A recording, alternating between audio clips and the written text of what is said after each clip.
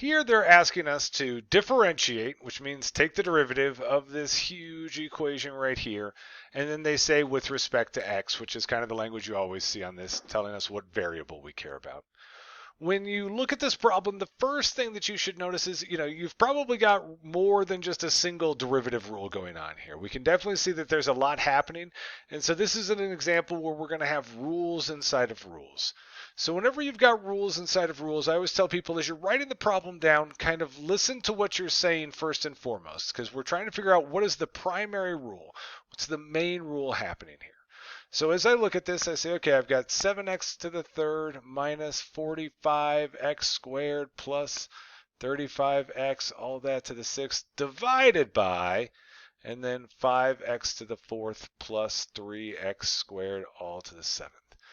So if just reading it and hearing that divided by doesn't sort of push you in the right direction, the next thing I always tell my students to do is sort of squint at the problem and try to decide what sort of general shape does it look like your problem has. So when you squint at it and you look, does the overall shape look like you've got two chunks being multiplied? Well, if it does, then that means your primary rule would be your product rule. Does it look like you have two chunks being divided? Well, if that's the scenario, then you know that you're looking at a quotient rule for your primary rule. Or does it look like you've got a bunch of stuff raised to a power here, or possibly one of your special case derivatives, one of those ones you just have to have memorized? And in these situations, that would tell you that your primary rule you need to follow is the chain rule. So when I squint my eyes and look at this problem, what I see is first and foremost, I have two chunks being multiplied right now. And so for me, that's telling me that the main rule that I need to follow is going to be my quotient rule. So the recipe that I use for the quotient rule goes low, d high, minus high, d low, and all of that is over the low squared. I label the top piece the high piece, the bottom piece the low piece, and when I say d high and d low, that's the derivative of the high and the derivative of the low. So what that allows me to do is really break this larger problem into some bite-sized pieces. So there's my high piece. So I come over and I say, okay, the high is 7x cubed minus 45x squared plus 35x, all of that to the sixth. And then I go grab the low piece and I write that down. So I've got the low is 5x to the fourth plus 3x squared, all of that to the seventh. So in order to finish my quotient rule, what I need to get out of here right now is I need to go find the D high and I'm going to need to go find the D low. Those are the two pieces that I'm looking for so that I can run my quotient rule, which is my primary rule. So when I come now to look at the problem, I'm looking at two bite-sized little math problems. And I do the same sort of little game, like what shape does that look like?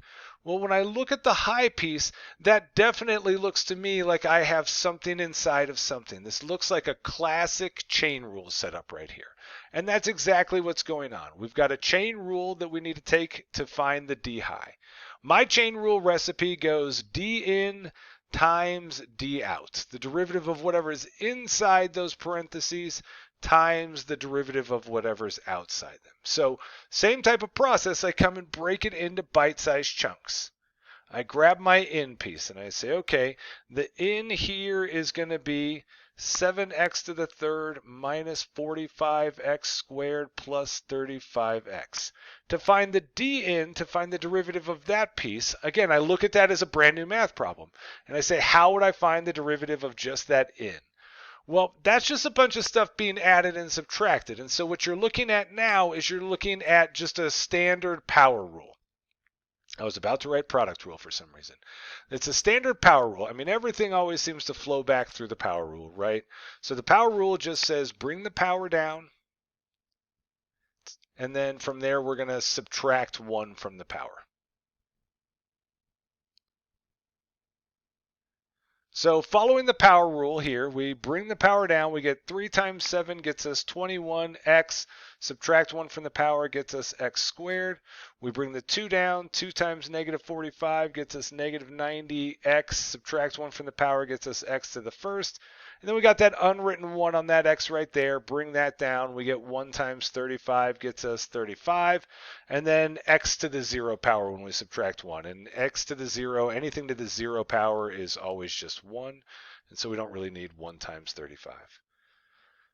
We've got the d in portion now, and now we need to go do this second part of our chain rule, which is finding the derivative of the outside function. So the outside piece is really this power here. It's all this stuff raised to the 6th power. All the stuff inside stays the same. You don't really, it just sort of comes along for the ride as you're doing this process, right? You already found the derivative of this chunk. So what you're really concerned with is just the derivative of that outside piece. So the derivative of the outside is really just a big power rule. You're going to bring that 6 down in front. You'll leave alone all the junk you already took the derivative of, and then you subtract 1 from the power.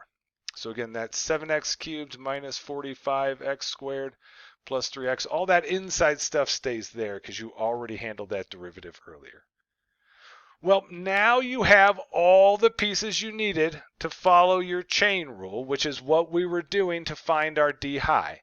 So we find the derivative of the high following the chain rule. The chain rule says take the derivative of the inside, so the d in, 21x squared minus 90x plus 35, multiply that by the derivative of the outside piece, so this chunk here. So 6 and then 7x cubed minus 45x squared plus 3x, all of that to the 5th power. So there's our d high, and we just have to go and really play the exact same game with the low piece. So we come over to the low piece, and we say, well, which is the rule that this matches? Again, we're looking at something inside a set of parentheses raised to a power. This is a classic of all classic chain rule setups. So again, we're looking at the chain rule, which means we got to do a d in, d out game, just like we did on the last one. So we'll say, okay, the inside piece, all the stuff inside the parentheses, that's my inside piece, 5x to the 4th plus 3x squared. To find that d in, the derivative of the inside, we look at just that chunk now, and we say, okay, well, how do I take the derivative of that? And again, now we're looking at our good old friend, the power rule. We just bring the power down. 4 times 5 gets us 20x. Subtract 1 from the power gets us x to the 3rd. Bring the 2 down. We get 2 times 3 is 6x. Subtract 1 from the power gets us x to the 1st. And then we go find the derivative of that outside piece. So the out on this, again, is that power rule, is all that stuff that you already took the derivative of raised to the 7th power. And just like we saw on that other one, when we're doing this, that inside stuff just comes along for the ride because we already took the derivative of it earlier. So then I get my d out. So the derivative of the outside is just going to be a big power rule. Bring the 7 down in front, leave alone all the junk you already took the derivative of, and then subtract 1 from the power gets you a 6th power. And so that stays 5x to the 4th plus 3x squared inside there. And now you've got all the pieces you need to follow your chain rule, which is what we were in the middle of to find this d low right here. So following our chain rule, the chain rule says d in, so then 20x to the 3rd plus 6x times the derivative of the outside, which is 7 times 5x to the 4th plus 3x squared, all that to the 6th. So now that you've filled in all of the ingredients you need to follow your primary rule, you're now ready to construct your actual derivative, following the primary rule here, which is the quotient rule. I will tell you on these, they get big and long and nasty, so make sure you give yourself enough space. I don't expect you to see something this crazy or hairy on an AP test, but a lot of AP Calc teachers like to put questions like this on their in-class tests. So to find our overall derivative, we're following the quotient rule. The quotient rule says first go grab the low piece. So I'm back up here and I go grab the low piece, which is 5x to the 4th plus 3x squared to the 7th. Multiply that by the d high. So all of this right here. So parentheses, 21x squared minus 90x plus 35 times 6, and then parentheses, 7x to the 3rd minus 45x squared plus 3x, all of that to the fifth. Then our rule says minus, so minus, and then go grab the high piece. So we go grab the high piece, 7x cubed minus 45x squared plus 35x, all of that to the sixth. We're definitely going to need to just get this power rule out of our way here. We're never going to have enough room to fit in this answer, so we will erase all of this. And we keep following our recipe. So then multiply it by the d low. So the derivative of the low, which is all of that.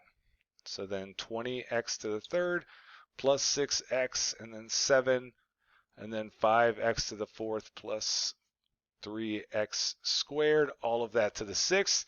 There's your d low, and then all of that is over the low squared. So again, just grab the low, whatever it is. Don't overthink it. Grab the low, wrap it in a set of parentheses, and then square that thing. And walk away. No one's asking you to simplify this. They just want to know what the derivative is. And so if they want to know what the derivative is, that's your derivative. Be done with it at that point. Thanks for watching my video. If you liked it, please click that like button and subscribe. And also share it with your friends and anyone else you know who might be crying about an upcoming AP Calc test. You can find more videos from me, more sample AP Calc questions, and my complete AP Calc study guide over at my website, apcalcprep.com. Have a great one.